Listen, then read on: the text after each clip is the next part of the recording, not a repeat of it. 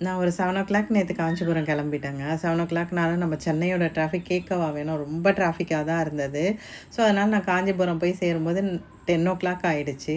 So, நம்ம first கோயில்லாம் visit பண்ணலாம். 12:00 வந்து க்ளோஸ் பண்ணிருவாங்கன்றதுக்காக நான் ஃபஸ்ட்டு வந்து கோயில் போயிட்டேன். நான் ஃபஸ்ட்டு போனது ஏகாம்பரேஸ்வர் கோயில். கோயில் இப்படி தான் ரெனோவேஷன் பண்ணிகிட்ருந்தாங்க. ஸோ, ஜான்வரியில வந்து கும்பாபிஷேகம்னு சொன்னாங்க. ஸோ, நம்ம போகும்போது உள்ளே பார்த்தீங்கன்னா, ரொம்ப வெயிலாக இருந்தது. கால் சூடாக தான் இருந்தது. ஸோ, நான் உள்ளே போகிறதுக்கே ரொம்ப கஷ்டப்பட்டேன். ஸோ, உள்ளே பார்த்தீங்கன்னா, மூலஸ்தானம் வந்து க்ளோஸில் தான் இருந்தது. வெளியில் ஒரு சாமி வச்சுருந்தாங்க லிங்கம். அதை பார்த்துட்டு தான் நாங்கள் வந்தோம். வெளியில் பார்த்தீங்கன்னா, இவ்வளோ பெரிய நந்தி இதுவும் பழமை வாய்ந்ததாக தான் இருந்தது. அதுக்கப்புறம் நம்ம வந்து போனது வந்து காமாட்சி அம்மன் கோயில். அந்த கோயில் வெளியில் பார்த்தீங்கனாலே ரொம்ப வெயில் தான். அதோட கோயிலும் ரொம்ப அழகாக இருந்துச்சு எனக்கு பார்க்கும்போது. அந்த கோபுரம்லாம் நான் ரொம்ப வருஷத்துக்கு முன்னாடி போனேன். ரொம்ப நாள் கழிச்சு இப்போ போகிறதுனால எனக்கு டிஃப்ரெண்ட்டாக இருந்தது. கோயில் உள்ளார செல்ஃபோன் நாட் அலோடுங்க. வெளிப்பிரகாரத்தான் என்னால் எடுக்க முடிஞ்சது.